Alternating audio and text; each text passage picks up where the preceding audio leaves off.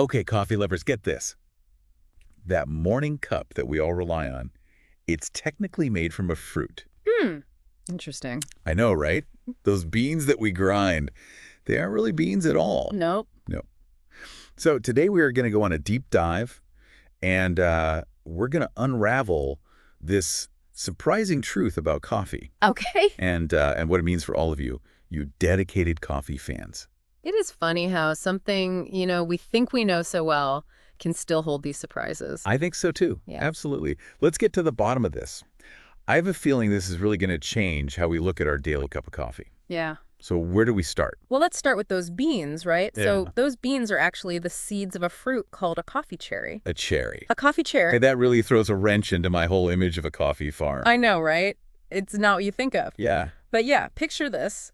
It's a vibrant cluster of berries, some bright red when ripe, others a sunny yellow, or even a deep purple. Yeah, depending on the variety. And these cherries grow on coffee plants, and inside each one, you'll usually find two of those precious seeds we call coffee beans. This is wild. So all this time, I've been so focused on just the seed, but what about the fruit itself? Right. Is it edible? It is, yeah. And not only edible, but in some cultures, the coffee cherry pulp is actually a delicacy. They use it for teas, syrups, even snacks. And imagine the possibilities there. It's even considered a superfood in some circles because it's very high in antioxidants. Okay, so I am starting to see why this is a deep dive. There's so much more to coffee than I ever realized. Absolutely. But if this coffee cherry pulp is so great, why is everyone so focused on the seed? Yeah, it comes down to tradition and processing, really. For centuries, the focus has been on extracting and roasting those seeds to create the coffee that we know and love, right? Yeah. The pulp is often discarded, or used as compost. It's only recently that people have started paying attention to the potential health benefits of the coffee cherry. That makes sense. Speaking of health benefits, we all know about that caffeine boost coffee gives us. Right. Are there any other advantages to actually drinking coffee? There are, yeah. In fact, coffee is one of the top sources of antioxidants in the average diet. Really? Yeah, and these antioxidants play a key role in protecting our cells from damage, reducing inflammation, and potentially lowering the risk of some chronic diseases. So my morning coffee is actually doing me a favor. You could say that. That's good to know. Yeah, but it gets even more interesting. Studies have shown that coffee consumption might also be linked to better brain function, Okay. a faster metabolism, and even a lower risk of developing conditions like Parkinson's disease and type 2 diabetes. Wow. That is quite a list. Yeah. So it's more than just a caffeine kick. Yeah. This makes me wonder about something. You mentioned that coffee cherries, they sometimes only have a single seed instead of two. Yeah. What's that all about? You're talking about pea berries. It's a happy little accident of nature.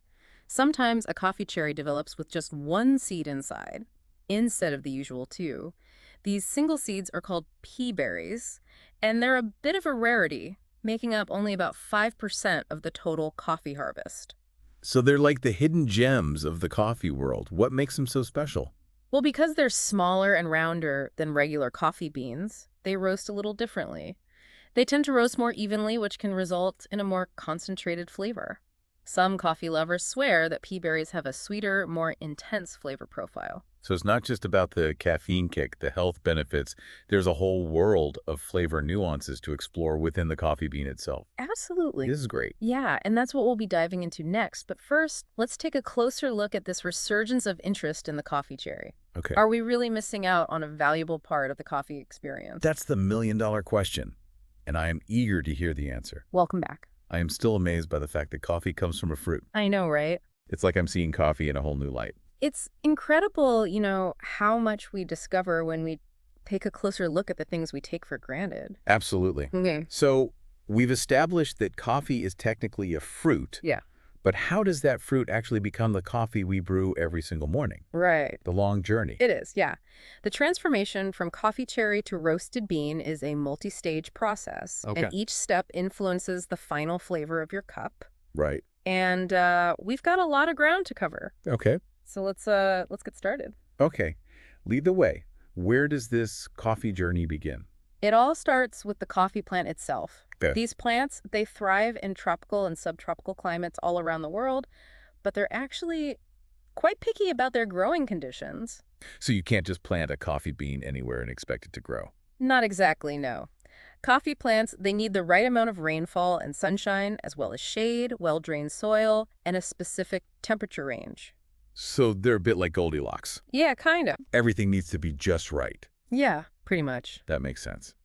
I remember you mentioned something called terroir earlier. Yes. How does that play into the whole growing process?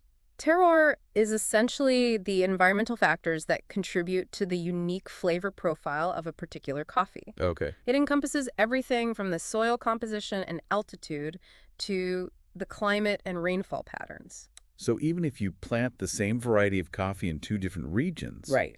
the coffee will taste different Yeah. because of the terroir. Precisely. Wow. Yeah, imagine a coffee grown on the slopes of a volcano in Guatemala versus one grown in the lush rainforests of Brazil. Okay. Even if they're the same varietal, the flavors will be distinct because of the unique environmental influences in each region. This is making me think about coffee in a whole new way. Yeah, It's like each cup is a taste of a specific place. that's a great way to put it. And that's why exploring different single origin coffees can be so fascinating. Yeah. You can literally taste the terroir in each cup. Okay, so we've got these coffee plants growing in all these unique locations, carefully cultivated to produce those delicious cherries. Right. What happens next? How do those cherries transform into the coffee beans that we're all familiar with? That's where processing comes in. Yeah. It's the crucial step that bridges the gap between the coffee cherry and the green coffee bean that's ready for roasting. Okay. And there are several different methods, each with its own unique impact on flavor. This is getting interesting. I'm ready to learn all about these processing methods. All right. What are some of the most common approaches? One of the most widely used methods is called the washed process or wet process. Okay. As the name suggests, it involves water, a lot of it. Okay, walk me through it. First, the freshly harvested coffee cherries are pulped to remove the outer skin and the fruit. Okay. Then, the beans, still covered in a sticky layer called mucilage, are fermented in large tanks of water. Wait, fermentation, like what you Oh. do with grapes for wine. Exactly. This fermentation process, it serves a dual purpose. It helps to break down the mucilage and also develops the flavor profile of the coffee beans. Okay. After fermentation, the beans are thoroughly washed and then dried either in the sun or using mechanical dryers. So this washing and fermenting, is that what gives us those bright, clean flavors that some coffees are known for? That's right. The washed process tends to produce coffees that are higher in acidity and have a cleaner, more delicate flavor profile. Okay, It's often described as crisp, bright, and refreshing. that makes sense.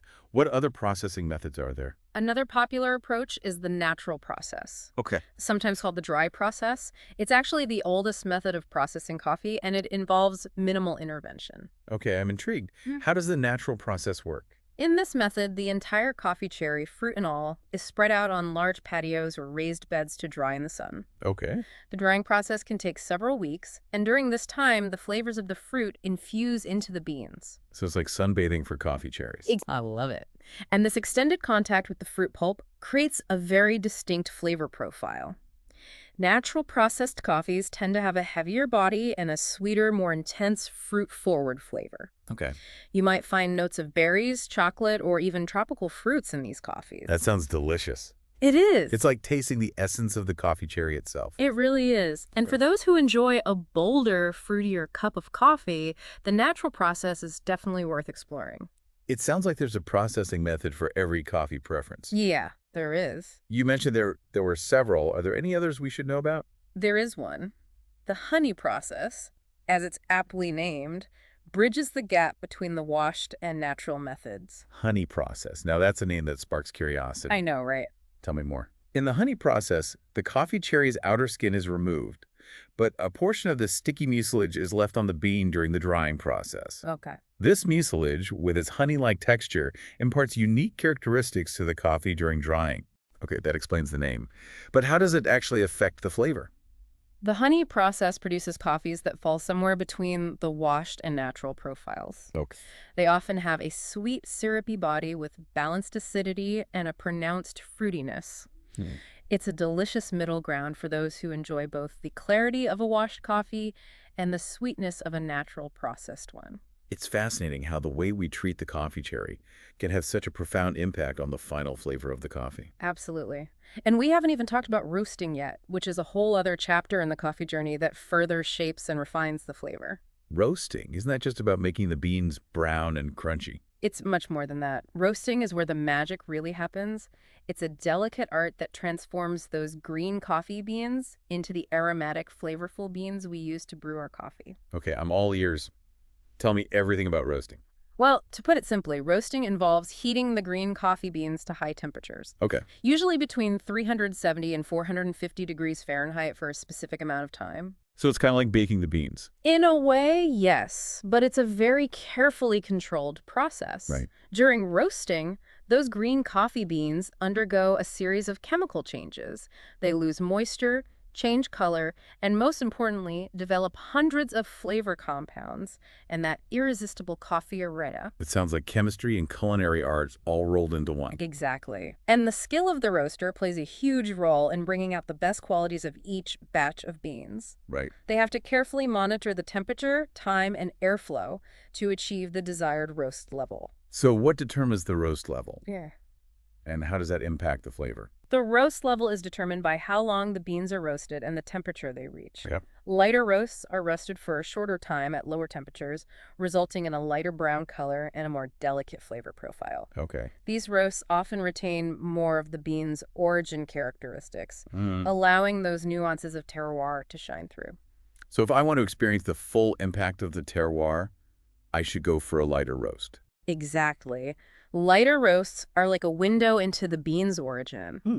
As we move into medium roasts, the beans are roasted for a longer time and at higher temperatures. This develops a richer brown color and a more balanced flavor profile with increased sweetness and body. And what about those dark roasts that I tend to enjoy? Dark roasts are roasted for the longest time and at the highest temperatures, which results in a dark brown, almost black color. They have a bolder, more intense flavor with smoky or bittersweet notes. Dark roasts are often described as full-bodied and robust. It's amazing how the roasting process can transform the flavor of coffee beans so drastically. It's a testament to the power of heat and time. Wow. And it highlights the skill and artistry of the roaster, who has to carefully control the roasting process to achieve that desired flavor profile. So from the coffee plant to the processing method to the roasting technique, every step of the journey contributes to the final cup of coffee we enjoy. Precisely. And it's this intricate journey that makes coffee such a fascinating and complex beverage. I feel like I'm starting to appreciate my morning coffee on a whole new level. Good. This is great. And we've only just scratched the surface. Oh, no. But we'll have to save the rest of our coffee exploration for the next part of our deep dive. I can't wait. We are back for the final part of our coffee journey. And I am ready to brew up some knowledge. Yeah. We've covered the coffee plant, the processing, even the art of roasting. Now let's talk about that moment of truth, brewing that perfect cup. You're absolutely right. After all of that care and attention from the farm to the roastery, the brewing method you choose can make or break your coffee experience. It's like the grand finale where all those flavors and aromas come together. Yeah. I'm familiar with, the usual drip coffee makers, Yeah. French presses, pour overs, but I'm always up for expanding my coffee horizons. That's the spirit. Let's start with a method that's gained a lot of traction in recent years, the pour-over. Okay. Devices like the Hario V60 and the Chemex have become quite popular. I've seen those elegant contraptions in, specialty coffee shops, but I'll admit I've always been a bit intimidated to try them at home. Yeah. What makes pour over so special? Pour-over offers incredible control over the brewing process, which can result in a truly exceptional cup of coffee. It's all about the precision of pouring hot water over freshly ground coffee in a filter. You control the water flow, the timing, and even the bloom, which is that initial release of gases from the coffee grounds. It sounds like a much more hands-on, almost ritualistic approach compared to, automatic coffee makers. It is, and that's part of the appeal for many coffee enthusiasts. That slow, deliberate process can be quite meditative. You're actively engaging with your coffee, not just pressing a button, and the results speak for themselves. So what kind of a coffee experience can we expect from a pour-over? Pour-over tends to highlight the nuanced flavors of the coffee beans. It extracts a clean, bright cup with pronounced acidity and a delicate body. It's especially well-suited for single-origin coffees, allowing those unique terroir characteristics to really shine through. That's a compelling case for trying pour-over.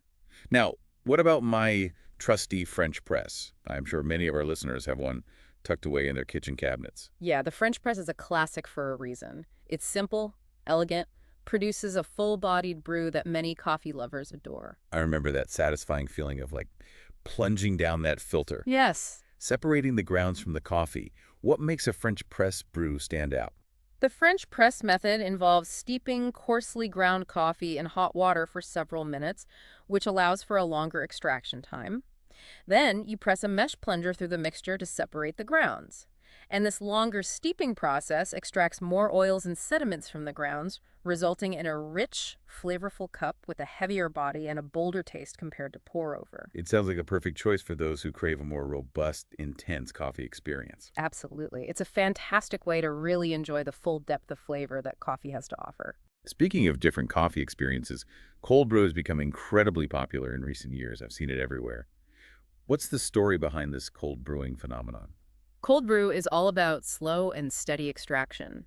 As the name suggests, it involves steeping coarsely ground coffee in cold or room temperature water for an extended period, usually 12 to 24 hours. That's quite a contrast to the quick, hot brewing methods we've discussed.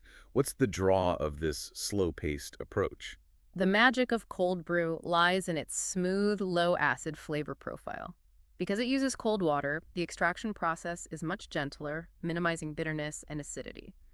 This results in a coffee that's naturally sweeter, mellower, and much easier on the stomach. Sounds like the perfect choice for a refreshing, summery coffee experience. Exactly. Cold brew has definitely carved out its niche in the coffee world, and it's a great option for those who prefer a less acidic, more approachable coffee. It's amazing how these different brewing methods can bring out such diverse flavors and characteristics from the same coffee beans. It's like having a whole palette of coffee experiences at your fingertips. You've hit the nail on the head. The world of coffee brewing is a playground of experimentation. You can explore different methods, play with grind sizes, water temperatures, even the type of filter you use. It's all about discovering what you enjoy most. This entire deep dive has been a revelation. We started with the surprising fact that coffee is a fruit, then explored that intricate journey from bean to cup. And now we are armed with the knowledge to brew that perfect cup, tailored to our own individual preferences. It's been a pleasure to share this journey with you and our listeners. I hope you've gained a newfound appreciation for the complexity and artistry that goes into every sip of coffee. I know I have. Coffee is more than just a beverage. It's an experience, a ritual, a connection to cultures all around the world. And it all starts with that humble coffee cherry. So, dear listener, we encourage you to embark on your own coffee adventure. Explore different roasts, experiment with brewing methods, and discover those flavors that speak to you. Remember, there's no right or wrong way to enjoy coffee. It's all about personal preference and the joy of discovery. Cheers to that. Until next time, may your coffee be delicious and your explorations be filled with delightful surprises.